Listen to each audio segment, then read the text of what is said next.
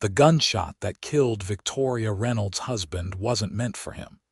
But that didn't matter much to the 22-year-old widow standing over his fresh grave in the Reno, Nevada cemetery on a bitter November morning in 1883. Samuel Reynolds had been a good man, if not the love match Victoria had dreamed of as a girl back in Boston. And now she stood alone in a territory that felt as foreign and unforgiving as the moon itself. The wind cut through her black morning dress, and she wrapped her shawl tighter, wondering what on earth she would do now that the man who had brought her west was gone. The funeral had been sparsely attended. Samuel had only been in Reno for 6 months before the stray bullet from a saloon fight had found him walking past at the wrong moment.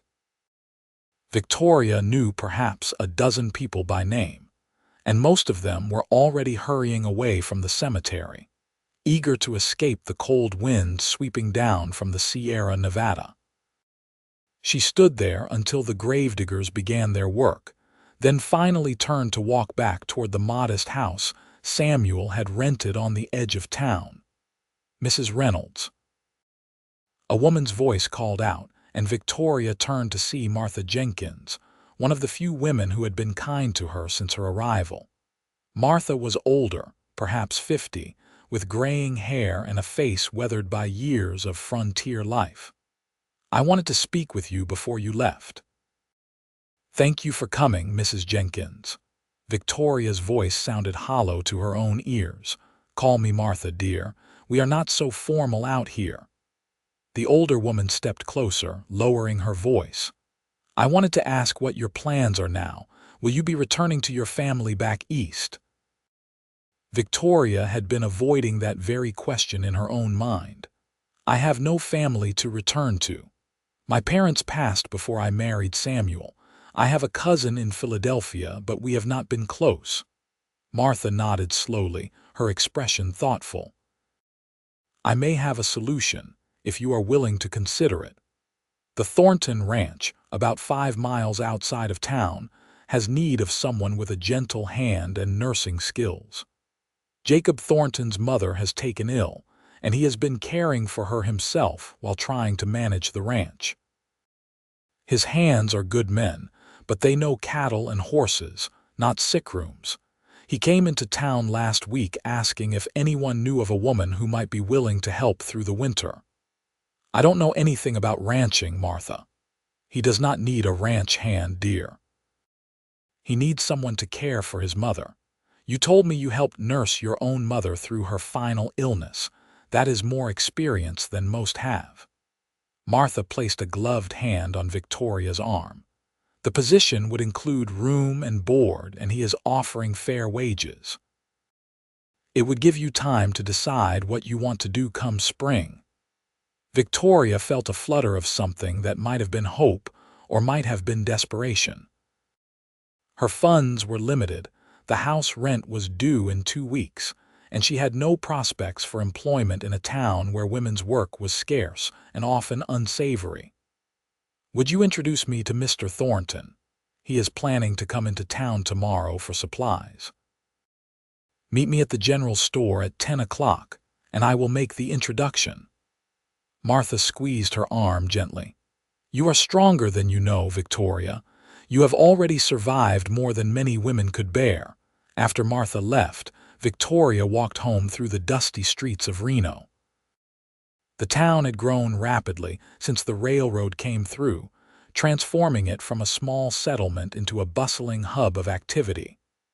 The streets were busy with freight wagons, horses, and people going about their business. Saloons lined the main street, along with shops, hotels, and gambling houses. It was a far cry from the refined streets of Boston where Victoria had grown up, the daughter of a once prosperous merchant whose fortunes had declined after the war. She had met Samuel Reynolds at a church social, introduced by mutual acquaintances. He had been visiting Boston on business. A quiet man, 10 years her senior, who spoke of the opportunities in Nevada with genuine enthusiasm. When he proposed after a brief courtship, Victoria had accepted, partly because she had few other prospects and partly because some part of her longed for adventure, for something different from the narrow life that seemed to stretch before her. The reality of Nevada had been harsher than she had imagined. The heat, the dust, the rough manners, the constant wind. Samuel had been kind to her, patient with her adjustments, but there had been no grand passion between them. She had been trying to build something resembling affection when death had taken him away. Inside the small house, Victoria removed her bonnet and looked around at the spare furnishings. She had brought a few precious things from Boston. Her mother's china tea set, some books, her sewing basket. Everything else had been left behind or sold. Now even these few possessions seemed like anchors weighing her down. She needed to be practical, to think clearly about her future. That night, she lay awake thinking about Martha's offer. The idea of spending winter caring for a sick woman on an isolated ranch should have frightened her, but instead she felt a strange calm. At least it was honest work, something useful. She had indeed nursed her mother through consumption, and while the experience had been heartbreaking, it had taught her patience and the basic skills of caring for the ill. The next morning, Victoria dressed in her most practical dress, a dark blue wool that was warm but not as severe as her morning clothes. She arranged her auburn hair in a simple bun and made her way to the general store. Martha was already there, talking with a tall man who had his back to the door. When he turned, Victoria felt her breath catch, not from any romantic notion, but from the sheer presence of the man. Jacob Thornton stood well over 6 feet, with broad shoulders that spoke of hard physical labor. He was perhaps 28 or 30, with dark hair that needed cutting and eyes the color of a stormy sky. His face was weathered and serious, with lines around his eyes that suggested he spent most of his time squinting into the sun. He wore typical ranch clothing, denim pants, a wool shirt, a leather vest, and well-worn boots. A hat dangled from his hand. "Mr. Thornton, this is Victoria Reynolds, the young woman I mentioned," Martha said, making the introduction. Jacob Thornton nodded, his gaze direct but not unkind. "Mrs. Reynolds, Martha told me about your recent loss. My condolences." "Thank you, Mr. Thornton." Victoria met his eyes steadily. She had learned in her short time in Nevada that showing weakness was a mistake. "Martha says you have experience nursing the sick." His voice was deep, with a slight drawl that suggested southern origins, though not too far south. "I cared for my mother during her final illness. It lasted nearly a year. I learned how to manage fevers, administer medicines, prepare appropriate foods for invalids, and provide comfort." Victoria kept her voice level and professional. "I cannot claim to be a trained nurse, but I am patient and thorough." Jacob studied her for a long moment. "My mother has pneumonia. The doctor comes once a week from town, but she needs constant care. Someone to make sure she takes her medicines, help her with personal needs, prepare special meals, keep her comfortable. It is not easy work, Mrs. Reynolds." "I understand that, Mr. Thornton. The ranch is 5 miles from town. In winter, when the snow comes, we can be cut off for days at a time. It can be isolated, especially for someone used to town life." He paused. "Though I suppose Reno is not exactly Boston." "No, it is not." Victoria felt a flash of irritation at his assumption. "But I did not come west expecting comfort, Mr. Thornton.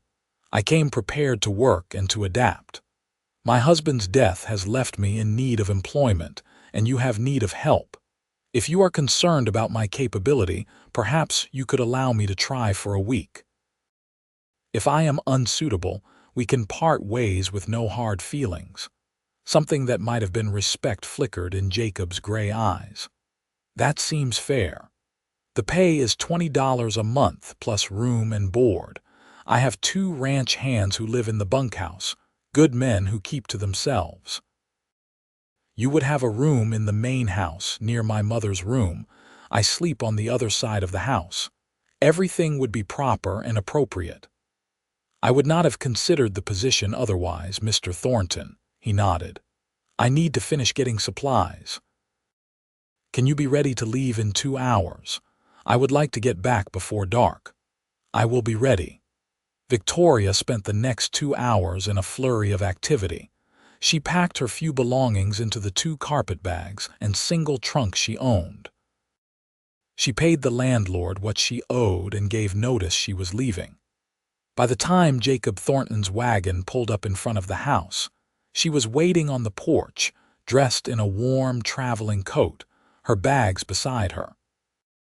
Jacob loaded her trunk into the wagon bed, already partially filled with supplies from the store.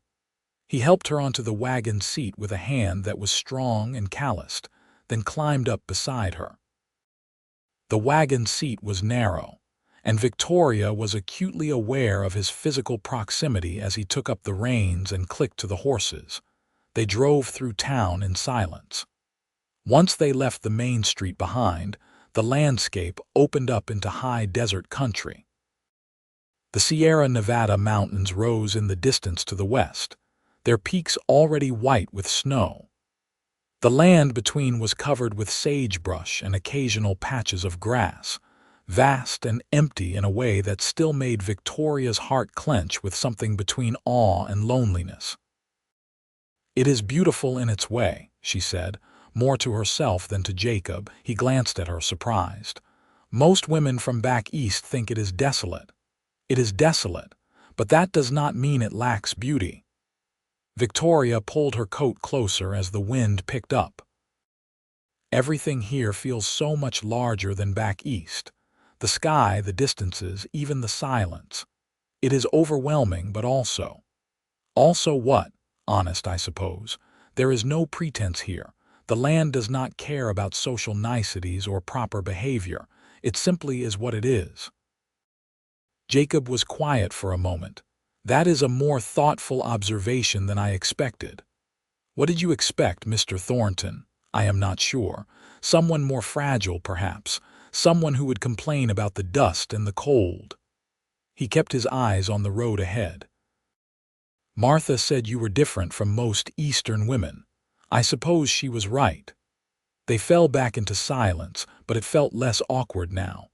Victoria watched the landscape roll past, trying to memorize the route.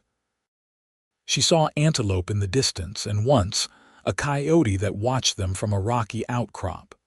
The late autumn sun was bright but provided little warmth, and she was grateful for her thick coat. After about an hour, Jacob pointed ahead. "There. That is the ranch." Victoria looked where he indicated and saw buildings nestled in a small valley where a creek, still running despite the season, cut through the land. There was a main house built of wood and stone, a large barn, a bunkhouse, and several other outbuildings. Corrals held horses and cattle. Smoke rose from the chimney of the main house, a welcoming sight in the vast emptiness. As they drew closer, Victoria could see more details. The main house was well built and solid, larger than she had expected. Someone had planted trees around it, cottonwoods mostly, now bare of leaves but providing some shelter from the wind. The property looked well maintained, everything in good repair. 2 men emerged from the barn as the wagon approached. Jacob raised a hand in greeting. "My ranch hands," he told Victoria. "Tom Fletcher and Charlie Santos. Good men, both of them." The men helped unload the supplies, nodding politely to Victoria but keeping their distance. She appreciated their respectful discretion. Tom was older, perhaps 50, with a gray beard and kind eyes. Charlie was younger, maybe 25, with dark hair and skin that spoke of Mexican heritage. "How is she?" Jacob asked Tom. "About the same. She had a difficult night, but she has been resting easier this morning. Mrs. Harrison from the next ranch over came by to sit with her while we worked." "She is still here." Jacob nodded and turned to Victoria. "Let me introduce you to my mother, then I will show you to your room." Victoria followed him into the house. The interior was clean and surprisingly comfortable. The main room had a stone fireplace, sturdy furniture, and windows that let in good light. Wool rugs covered the wooden floors, and the walls held a few simple decorations: a photograph, a landscape painting, some shelves with books. "Mr. Thornton, is that you?" A woman's voice called from a back room. "Yes, Mrs. Harrison. I have brought someone to meet Mother." They walked down a hallway to a bedroom. Inside, an older woman sat in a chair next to the bed, knitting. She stood as they entered, and Victoria saw she was perhaps 60, with a friendly face. In the bed lay Jacob's mother, and Victoria's heart sank at what she saw. Margaret Thornton had clearly been a strong woman once, but illness had ravaged her. She was thin, her skin pale and drawn, her breathing labored. But her eyes, the same gray as her son's, were alert and intelligent. "Mother, this is Mrs. Victoria Reynolds. She has agreed to help care for you." Jacob moved to the bedside, his voice gentling in a way that surprised Victoria.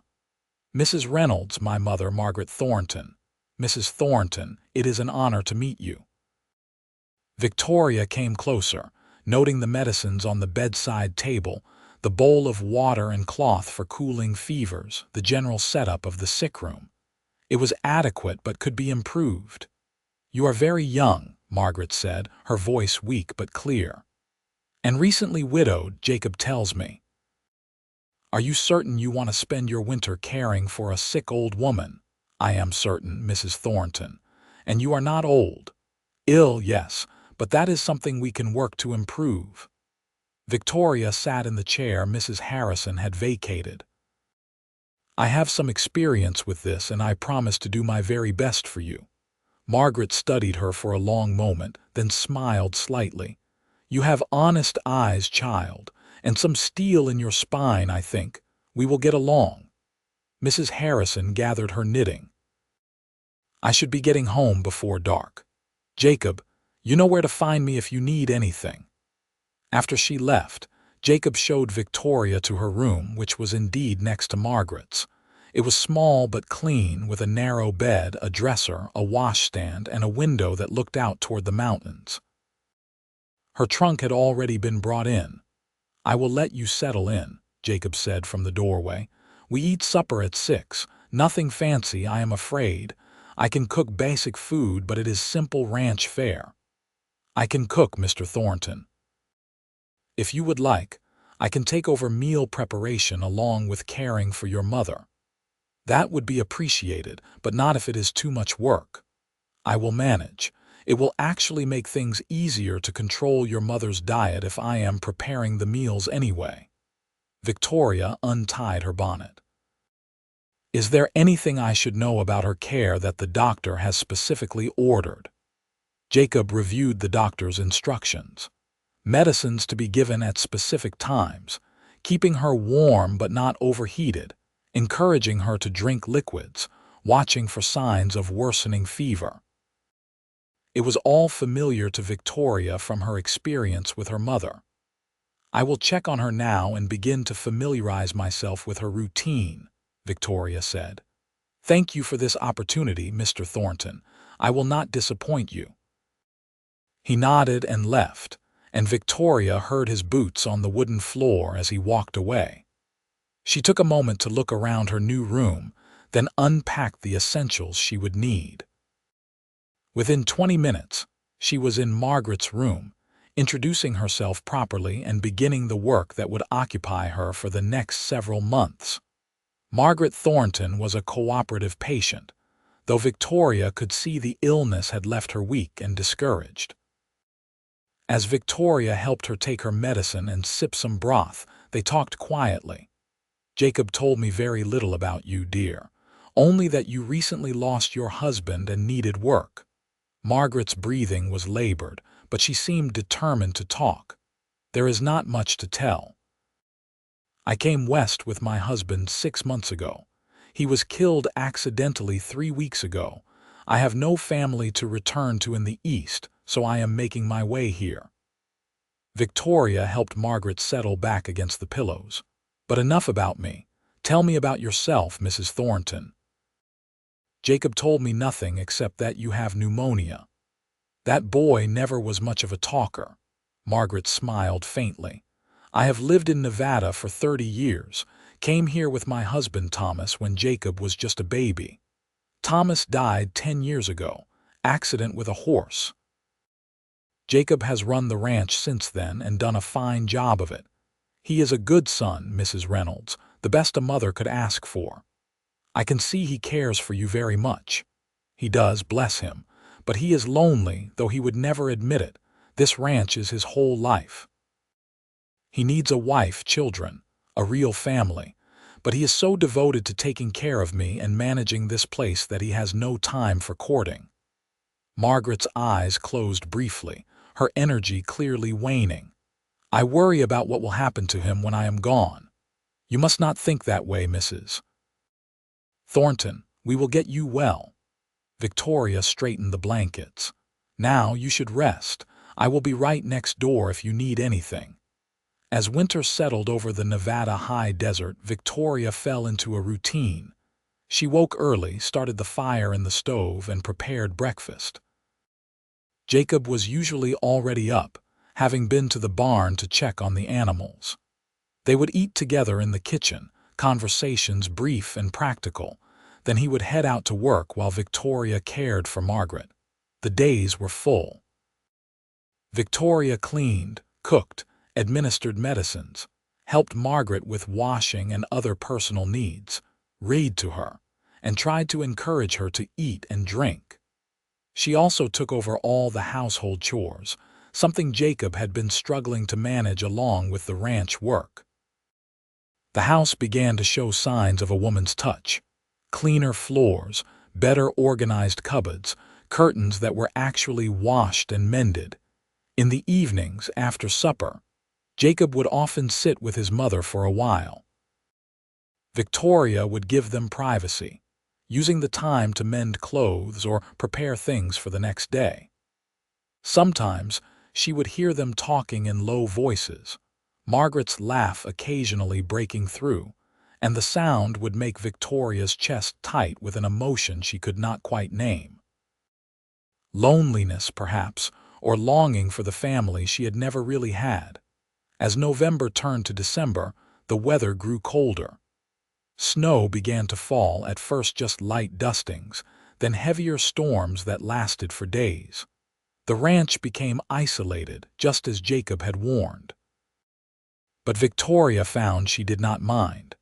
There was something peaceful about the enforced solitude, the way the snow muffled all sound and made the world feel small and safe. Margaret was improving, slowly but steadily. Her breathing grew easier, her appetite returned, and color came back to her cheeks.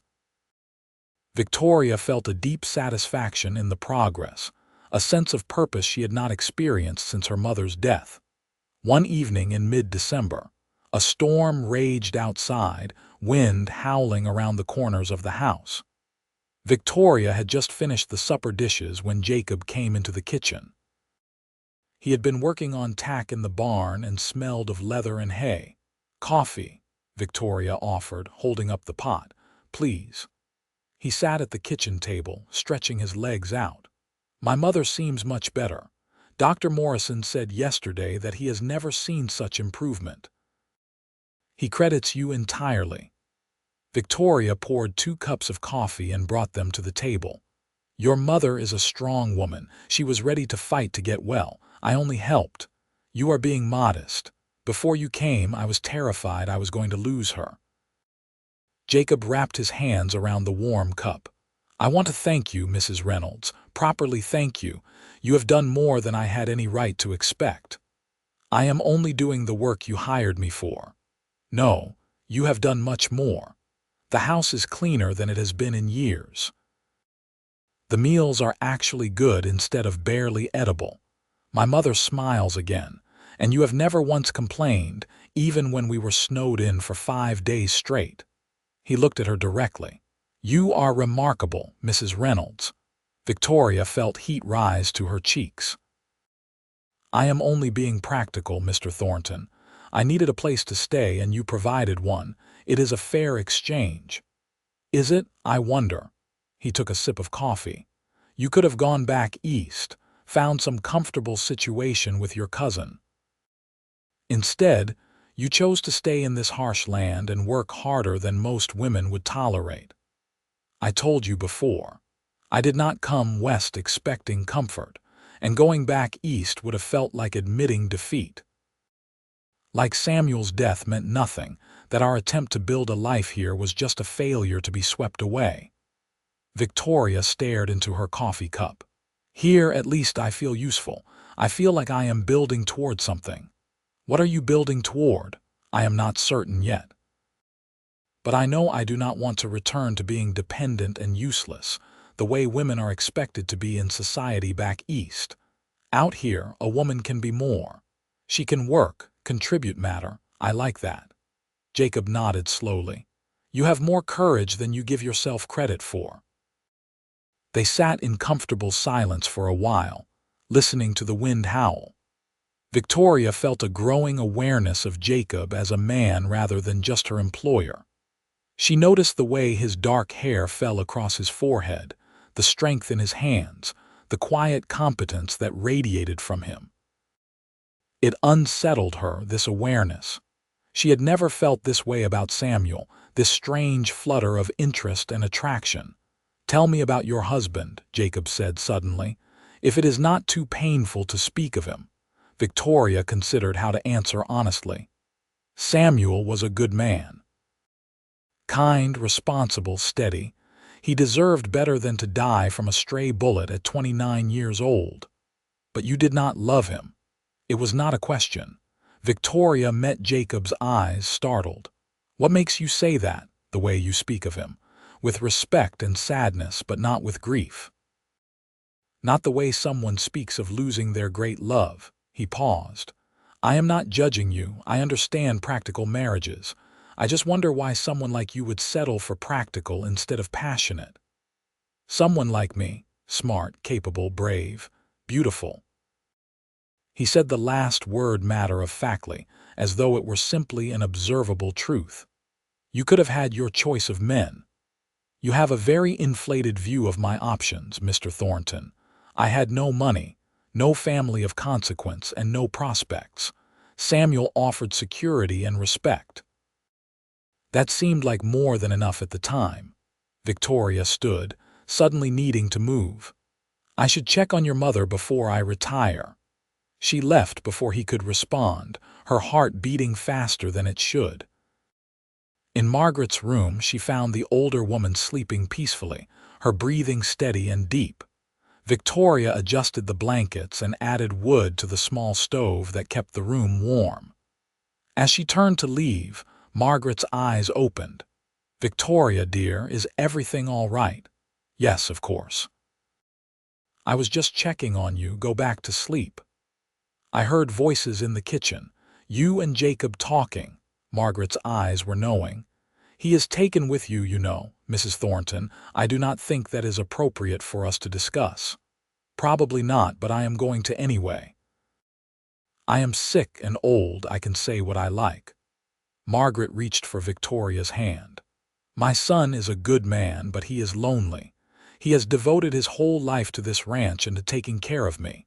He needs someone like you, someone strong and practical, but also kind. Someone who is not afraid of hard work or hard times. Your son is my employer, nothing more." "Is that truly all you feel? Because I see the way you look at him when you think no one is watching.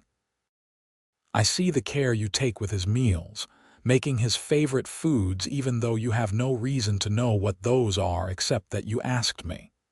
I see how you mend his shirts and order the house the way a wife would, not just a hired helper." Victoria felt tears prick her eyes. "Mrs. Thornton, please, I am still in mourning for my husband. It has only been 2 months. Whatever I feel or do not feel, it is too soon. It is inappropriate." "Did you love your husband, dear?" The The blunt question hung in the air. Victoria sat down slowly. I cared for him. I respected him. I wanted to build a good life with him. But no, I did not love him, not the way you mean. We barely knew each other when we married, and we had so little time together before he died.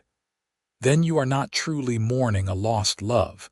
You are mourning lost possibilities, lost chances. That is different, child. That does not require the same time to heal. Margaret squeezed her hand. I am not telling you to throw yourself at my son. I am only saying that you should not close your heart to new possibilities, just because society says you must wear black and be sad for a prescribed amount of time. Out here, we make our own rules. Victoria did not know what to say to that. She sat with Margaret a while longer, then returned to her own room. But sleep was a long time coming. She lay awake listening to the storm, thinking about Jacob, about Samuel, about the strange path her life had taken. Christmas approached, and despite the isolation and the winter weather, Victoria was determined to make it special. She had limited resources, but she used what she had creatively. She made decorations from pine branches the men brought from the foothills, using red fabric scraps to make bows. She baked cookies and pies, filling the house with wonderful smells. She even knitted a scarf for Jacob and new bed socks for Margaret, working on them late at night when everyone else slept on Christmas Eve. Tom and Charlie joined them for supper. Victoria had prepared a feast by ranch standards: roasted chicken, potatoes, fresh bread, apple pie.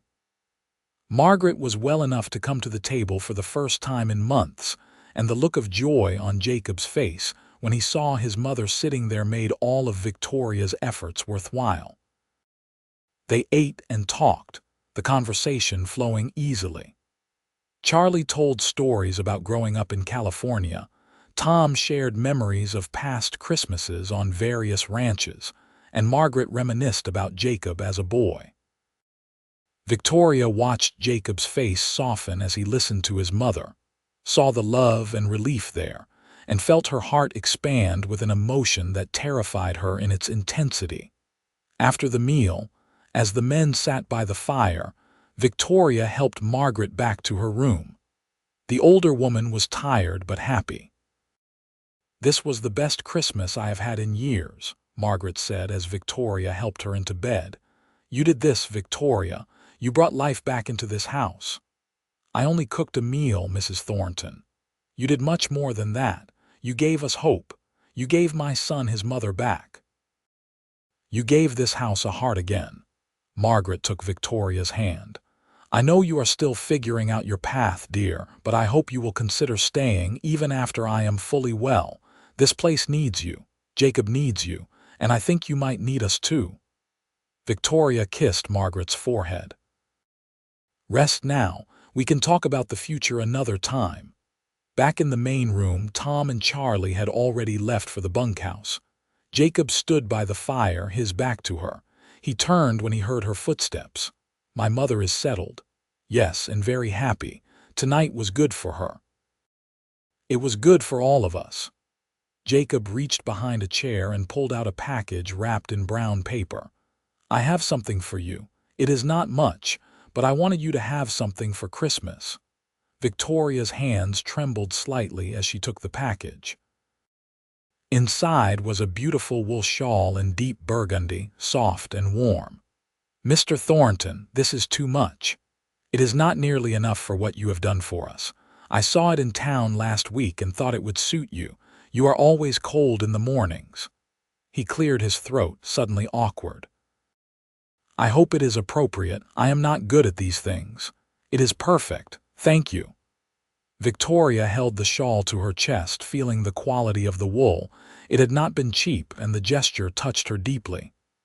"I have something for you as well, just a small thing."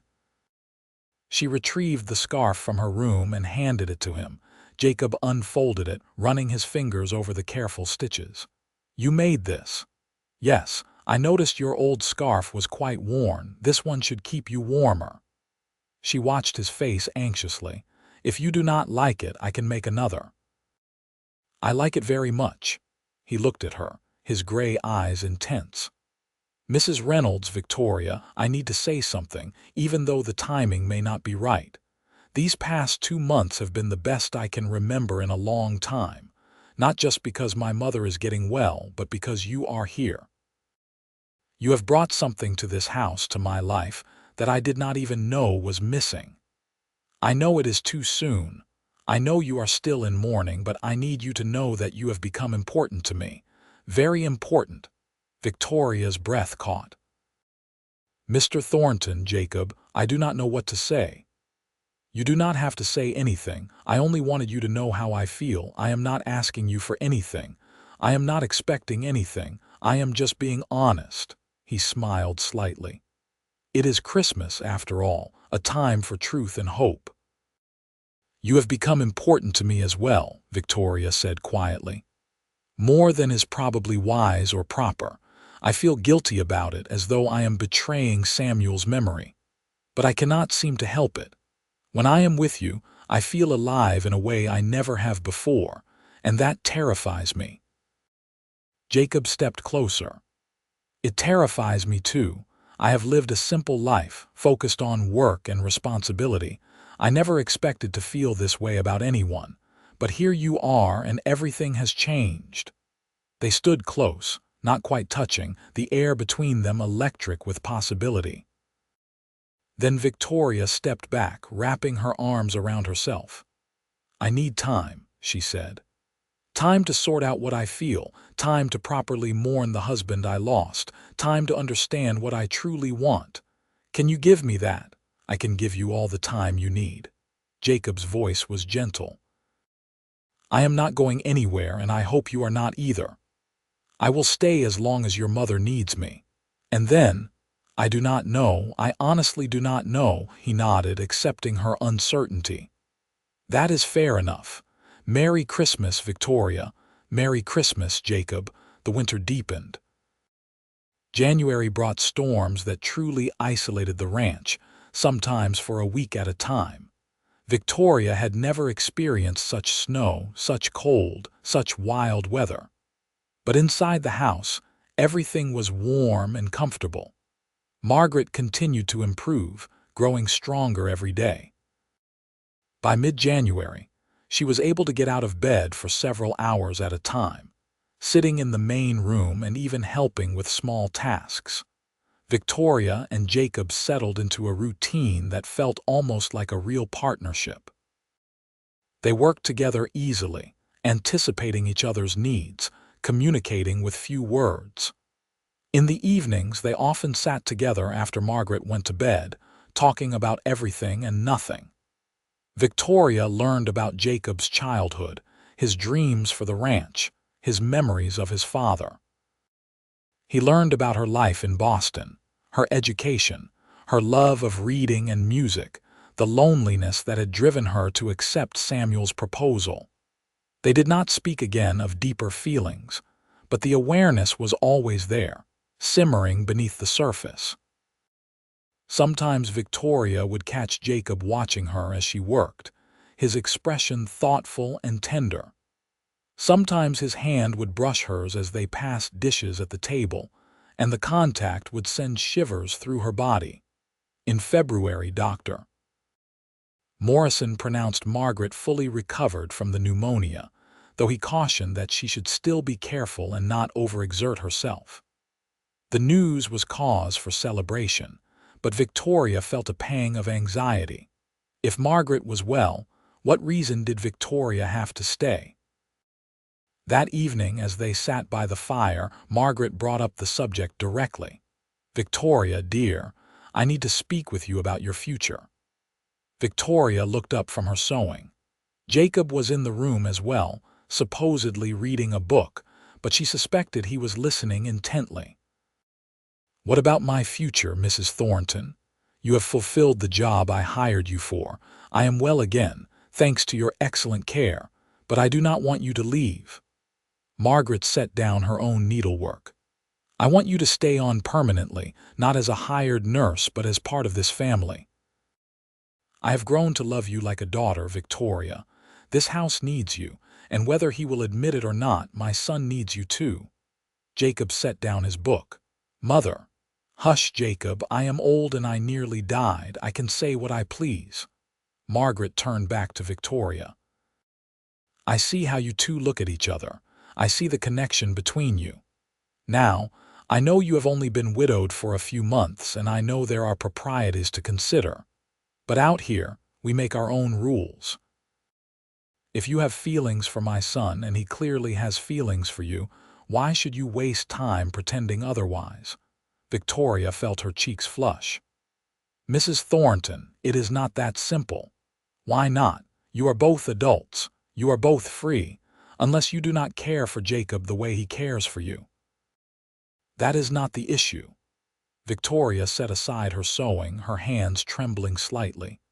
"I do care for him, very much. But I married one man without really knowing him, without truly loving him, because it seemed practical and safe. I will not make that mistake again.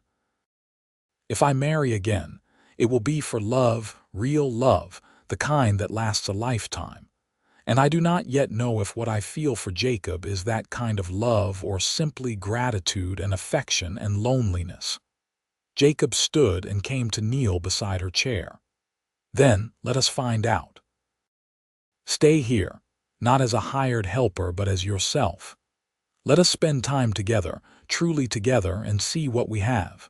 No pressure, no expectations, just honest exploration of our feelings. People will talk.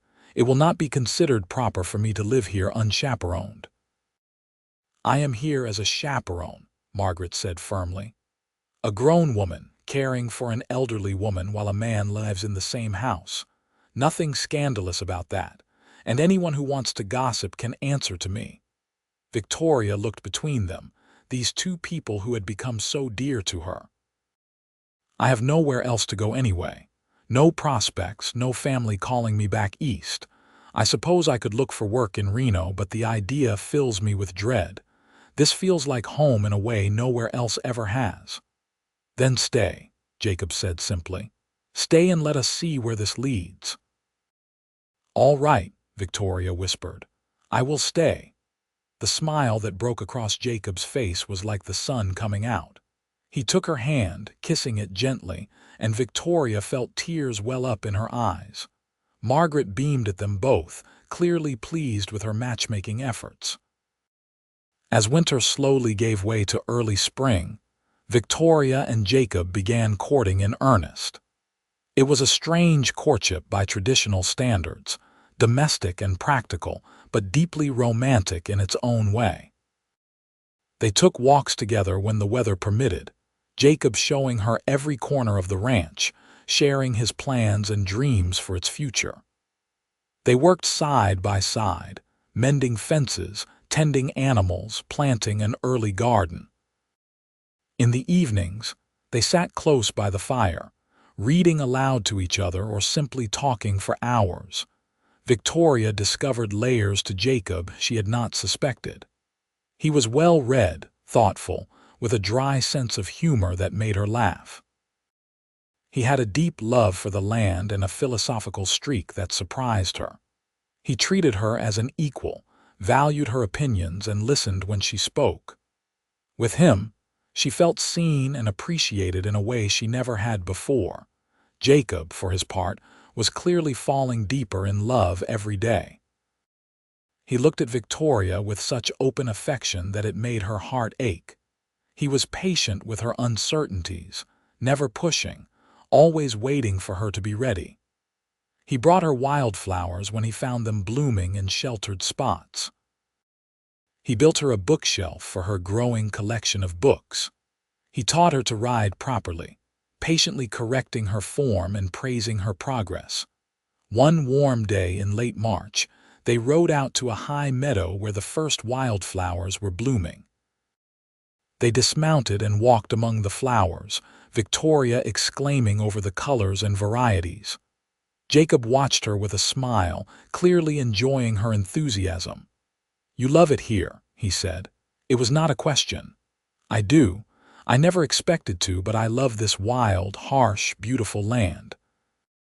It feels honest, real, like it stripped away all my pretenses and showed me who I truly am." Victoria turned to face him. "And I love the life we have been building together. The work, the quiet evenings, the sense of partnership. I love your mother and the way you care for her. I love the men who work for you and the way they respect you. I love this ranch and everything it represents." "And me?" Jacob asked quietly. "Do you love me?" Victoria looked into his gray eyes, so full of hope and vulnerability. She thought about Samuel, about the practical marriage she had entered without love. She thought about the fear she had carried for so long, the fear of making another mistake. But then she thought about the past few months, about the way her heart lifted every time Jacob walked into a room, about the completeness she felt when they were together, about the future she could envision so clearly by his side. "Yes," she said, her voice strong and certain. "Yes, Jacob, I love you. I have loved you for a while now, though I was too afraid to admit it. I love you in a way I have never loved anyone else. Completely, truly, with my whole heart." Jacob pulled her into his arms, holding her tightly. "I have loved you since Christmas," he murmured against her hair. "Maybe even before that. You walked into my life when I needed you most, and you became my whole world without either of us planning it. You are my best friend, my partner, my heart. I cannot imagine my life without you anymore." He kissed her then, and Victoria felt like she was coming home. The kiss was gentle at first, tentative, then deepened as they both relaxed into it. When they finally pulled apart, both were breathless. "Marry me," Jacob said. "I know it has not been very long since Samuel died, and I know people might talk, but I do not care. I want you as my wife, Victoria. I want to build a life with you, raise a family, grow old together. Marry me." "Yes," Victoria said, laughing and crying at the same time. "Yes, I will marry you, Jacob Thornton. I will be honored to be your wife." They were married in early May in a simple ceremony at the small church in Reno. Margaret was there, healthy and beaming. Tom and Charlie stood up for them, along with Martha Jenkins and a few other friends they had made in town. Victoria wore a simple dress in pale blue, having put aside her mourning clothes for good. Jacob wore his best suit, his dark hair neatly combed, his eyes never leaving Victoria's face. There was some gossip, as they had expected. Some people thought it was too soon after Samuel's death, that it was improper. But most folks in Nevada understood that frontier life did not allow for lengthy mourning periods. Life was hard and short, and when you found happiness, you grabbed hold of it with both hands. The wedding supper was held at the ranch, with food that Victoria and Margaret had prepared together. It was a joyful celebration, full of laughter and music. Tom played a fiddle that Victoria had not known he possessed, and they all danced in the main room of the house. As the sun set and the guests began to leave, Jacob and Victoria stood on the porch, watching the last of the light fade from the sky. "Are you happy?" Jacob asked, his arm around her waist. "Happier than I have ever been," Victoria said honestly. "I feel like my whole life has led to this moment, to this place. Everything that came before, even the pain and loss, was preparing me to be the woman who could build this life with you. I feel the same way. Every hardship, every lonely night, it was all worth it because it brought me to you." He kissed the top of her head. "I promise to spend the rest of my life making you happy, Victoria Thornton. And I promise the same to you." Margaret had discreetly retired to her room, giving them privacy. Jacob led Victoria to the room they would now share, the large bedroom on the opposite side of the house from Margaret.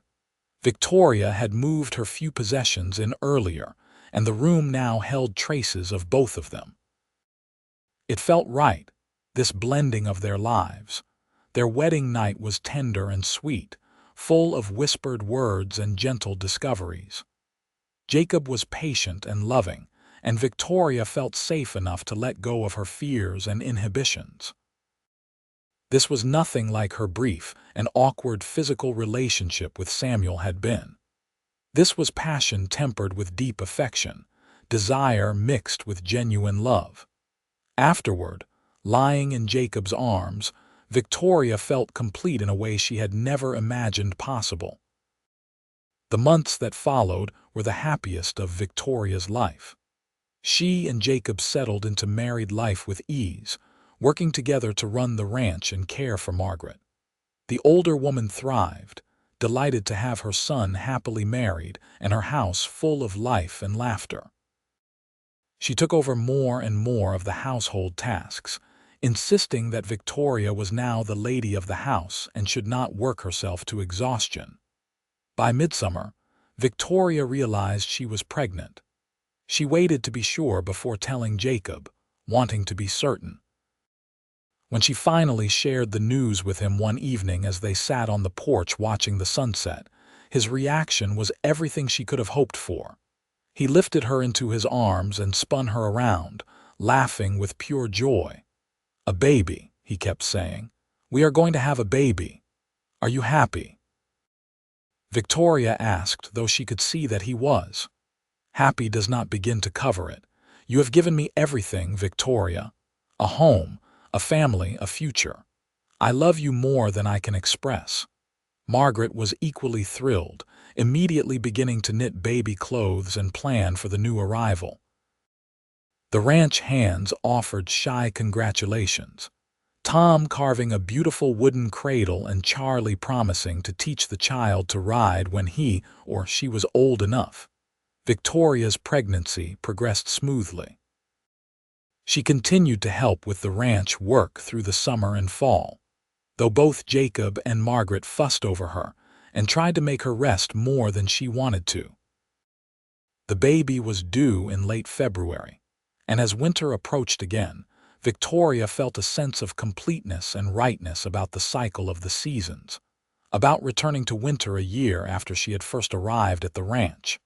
On a snowy night in late February 1885, Victoria went into labor. Margaret, who had assisted at many births over her years in Nevada, took charge with calm efficiency. Jacob, normally so steady and composed, paced nervously in the main room while his mother and Mrs. Harrison from the neighboring ranch attended to Victoria. The labor was long and difficult, testing Victoria's strength and courage, but finally, in the early hours of the morning, a baby's cry rang through the house. Margaret emerged from the bedroom, beaming. "You have a son, Jacob, a healthy, beautiful son, and Victoria is doing well." Jacob rushed into the room to find his wife, exhausted but glowing, holding a tiny bundle. He knelt beside the bed, his eyes filling with tears as he looked at his son for the first time. "He is perfect," Victoria whispered. "Look at him, Jacob. He has your eyes." Jacob touched the baby's tiny hand, awed when the little fingers curled around his own. What should we name him? They had discussed names but never settled on one. Now, holding their son, Victoria knew exactly what his name should be. "Thomas," she said, "after your father." "Thomas Jacob Thornton." Jacob kissed her gently. "Perfect. You are perfect, both of you." He looked at his mother standing in the doorway with tears streaming down her face. "Thank you, Mother, for everything." "No, thank Victoria," Margaret said. She brought life back to this family in every possible way. The first months of parenthood were exhausting but wonderful. Thomas was a healthy baby with a good temperament, and Victoria took to motherhood with the same practical competence she brought to everything else. Jacob was a devoted father, spending every free moment with his son, already dreaming of teaching him to ride and rope and manage the ranch. As spring arrived and Thomas grew stronger, Victoria often thought about the journey that had brought her to this place. She thought about Samuel sometimes, with gratitude and affection, but without sorrow.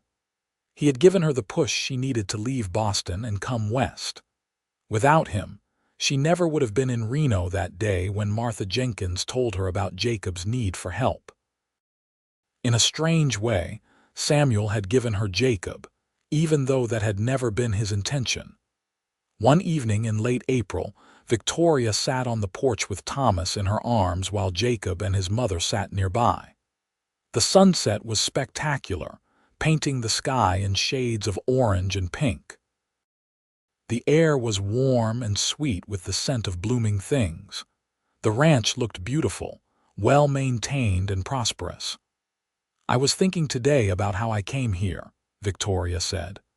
"A widow with nothing, desperate and afraid, accepting a job caring for a sick woman out of sheer necessity. I never imagined it would lead to this, to a husband I love beyond measure, to a beautiful son, to a life that feels meaningful and full." Margaret reached over and squeezed her hand. "You were always family, dear. From the moment you walked into this house and looked at me with such compassion and determination."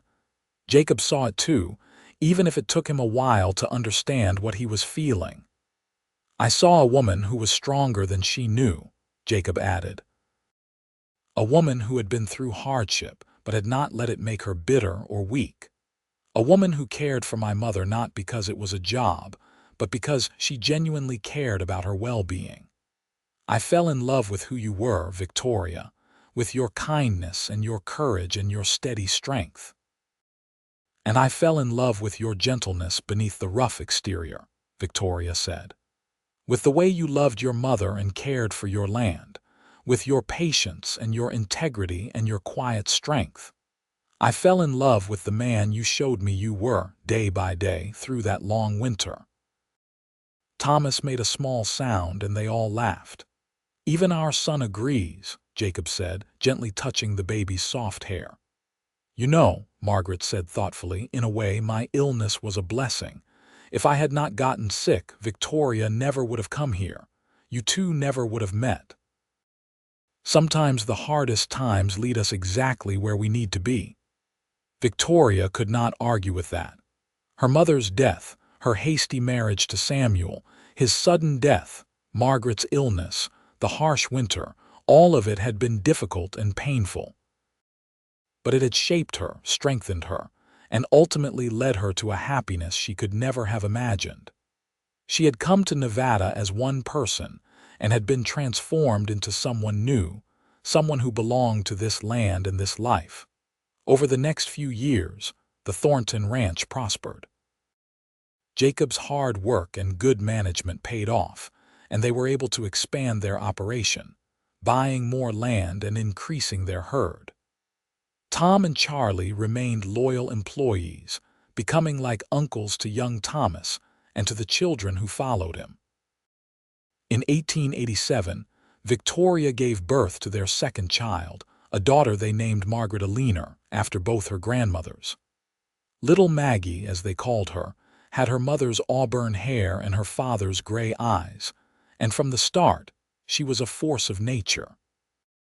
Where Thomas was gentle and thoughtful, Maggie was bold and adventurous, always getting into mischief and keeping her parents on their toes. In 1889, another son arrived, Samuel James. Victoria had wanted to name him after her first husband, feeling it was right to honor the man who had brought her west, even if their marriage had been brief and more practical than passionate. Jacob had agreed immediately, understanding Victoria's need to acknowledge that part of her past.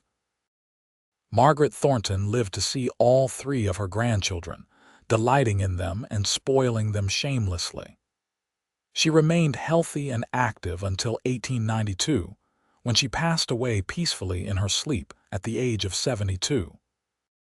Her death was peaceful and expected, the natural end of a long and full life, but it still left a hole in the family. They buried her on a hill overlooking the ranch, where she could watch over the land and family she had loved so much. After Margaret's death, Victoria and Jacob grew even closer, united in their grief and their determination to honor her memory. They made sure their children knew their grandmother through stories and memories, keeping her alive in their hearts. As the years passed, the children grew. Thomas proved to have his father's love of ranching, spending every moment he could with Jacob, learning everything about managing the land and the animals. Maggie was more interested in books and learning, and Victoria taught her to read and write at an early age, encouraging her quick mind. Samuel was the peacemaker, the one who could charm anyone with his smile and gentle manner. In 1895, Victoria found herself pregnant again, a surprise as she was now 34 years old. Jacob was worried about her, knowing that pregnancies could be more difficult for older mothers, but Victoria was healthy and strong. In late 1895, she gave birth to twin girls, Rose and Lily, who became the babies of the family and were doted on by their older siblings. The house that had once been so quiet and lonely was now filled with noise and laughter, with the chaos and joy of a large family. Victoria often thought about that first winter, when it had been just her and Jacob and Margaret, quietly getting to know each other while the snow fell outside. That winter had laid the foundation for everything that came after, building trust and affection and deep respect that had blossomed into love. As the new century approached, Victoria and Jacob often sat on the porch in the evenings, watching their children play. Thomas was now a capable young man of 14, already helping to run the ranch. Maggie was 12, her nose usually in a book. Samuel at 10 was the ranch's best rider, and the twins at 4 were a whirlwind of energy and mischief. "Do you ever regret it?" Jacob asked one evening. "Staying here, marrying me, choosing this life over something easier back east." Victoria looked at him in genuine surprise. "Regret it? Jacob, this life is everything I never knew I wanted. These children, this ranch, this is where I was always meant to be. I just had to find my way here." "You found your way through grief and hardship. That could not have been easy." "No, it was not easy, but it was worth it. Every moment of difficulty, every challenge, it shaped me into the woman I needed to be to build this life with you. I am grateful for all of it, even the painful parts, because they brought me here." She took his hand. "I love you, Jacob Thornton. I have loved you for 15 years, and I will love you for 15 more and beyond that. And I love you, Victoria. You walked into my life when I needed you most, and you became my everything. You are my partner, my best friend, the mother of my children, the love of my life. You are home to me in every sense of the word." They sat in comfortable silence, watching the sunset paint the sky in brilliant colors. The ranch spread out before them, a testament to their hard work and dedication. The house behind them echoed with the sounds of their children preparing for bed. Margaret's grave on the hill overlooked it all, a reminder of the woman who had brought them together.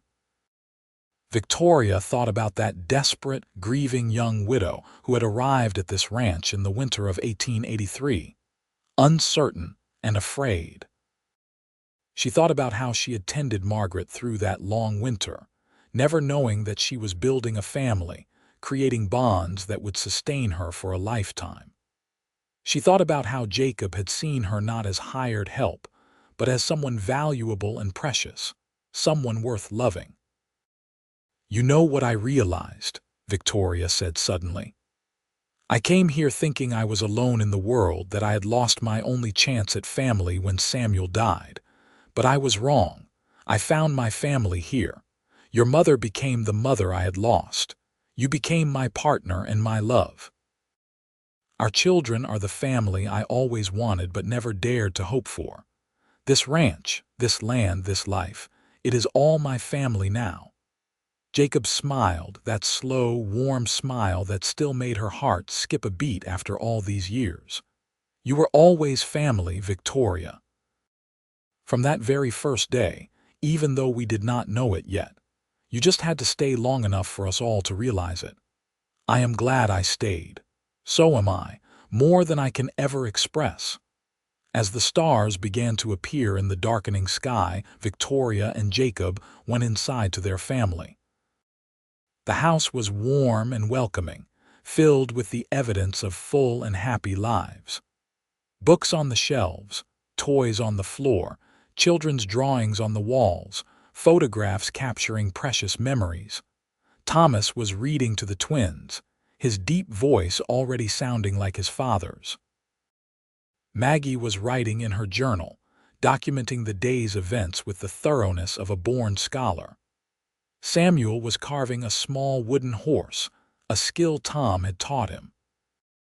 Victoria and Jacob moved among their children, kissing foreheads and settling small disputes, encouraging bedtime routines and listening to last stories of the day.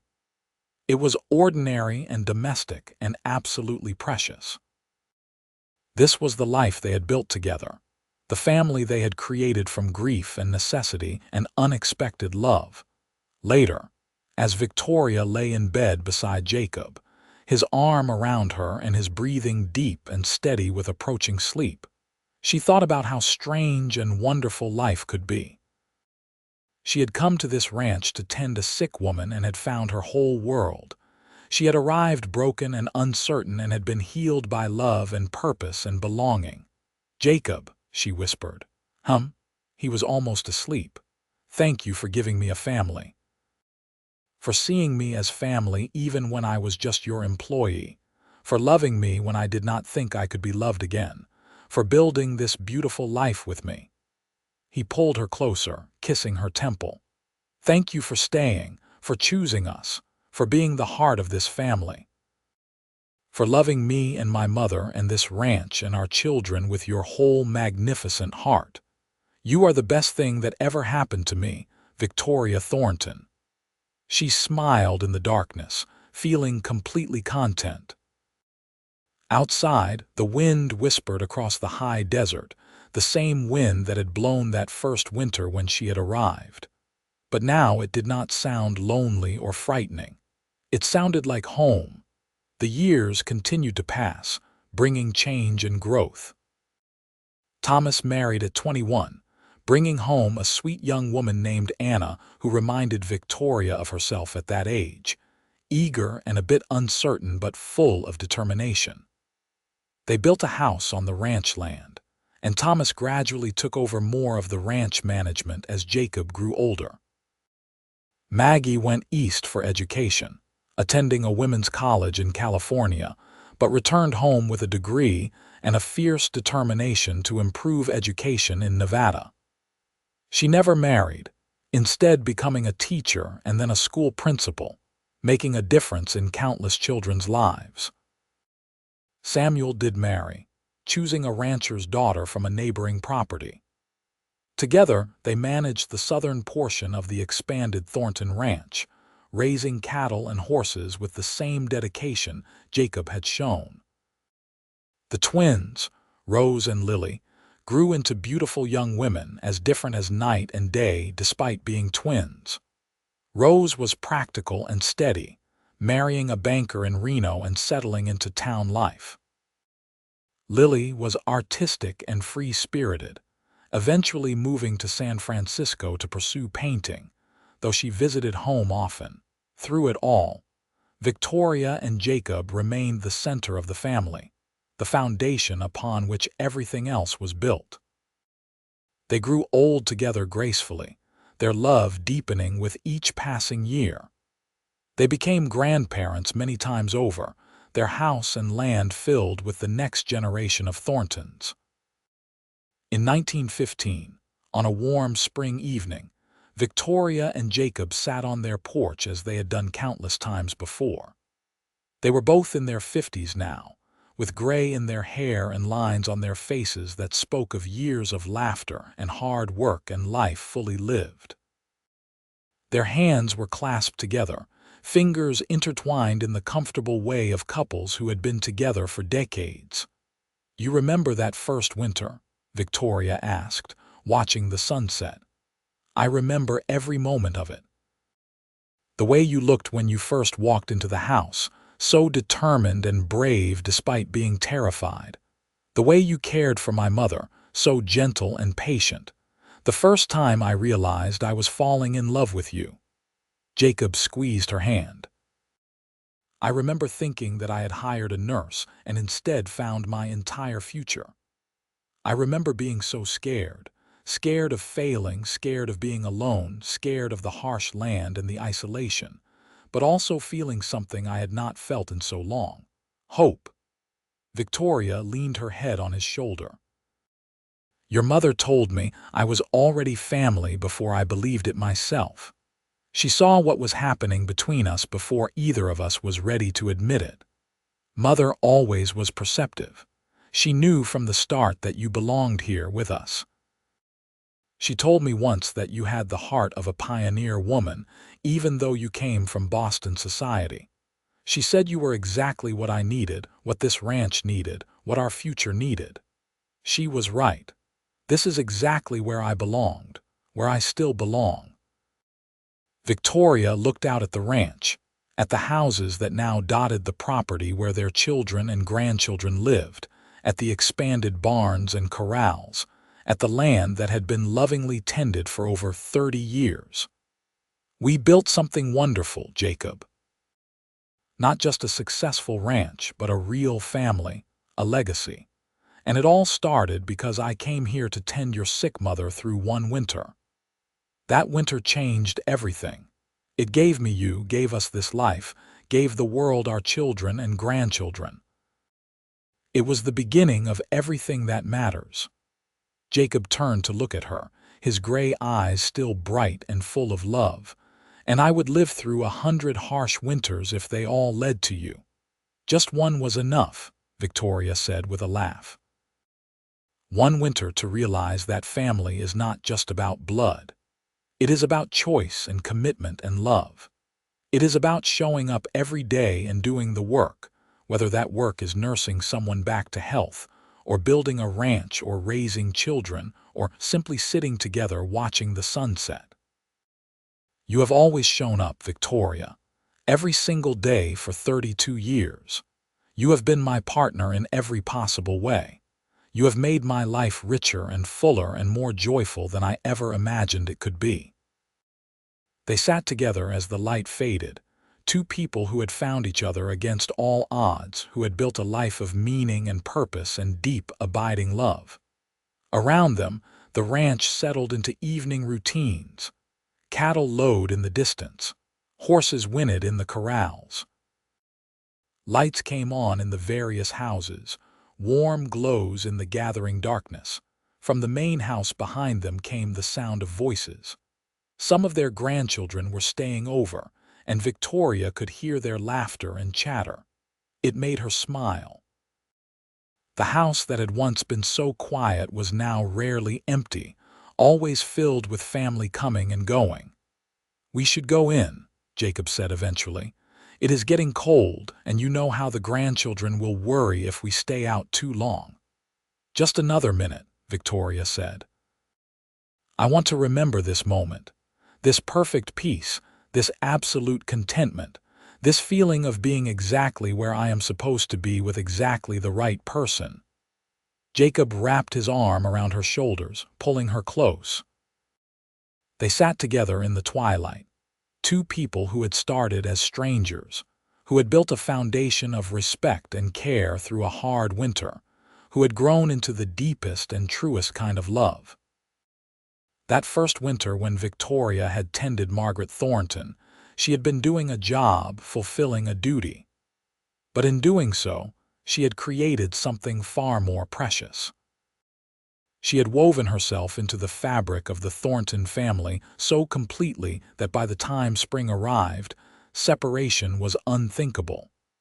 She had become essential, beloved, family in every way that mattered.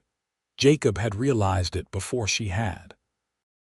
He had seen her care for his mother with such tenderness, had watched her transform his house into a home, had felt his heart open in ways he had not known were possible. He had understood that she was not just helping his family, she was becoming his family, taking her place at its heart as naturally as if she had always belonged there.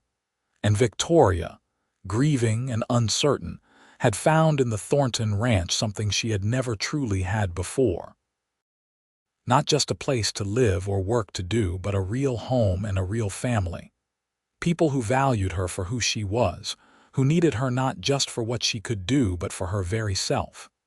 In giving care, she had received love.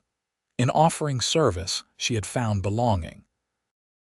As they finally rose and walked hand in hand into the house, into the warmth and light and noise of their large family, Victoria felt a profound gratitude for the path her life had taken, for the hardships that had shaped her, for the loss that had brought her to Nevada, for the winter that had given her everything, for the cowboy who had seen her as family when she still saw herself as hired help, for the life they had built together, stone by stone, day by day, year by year.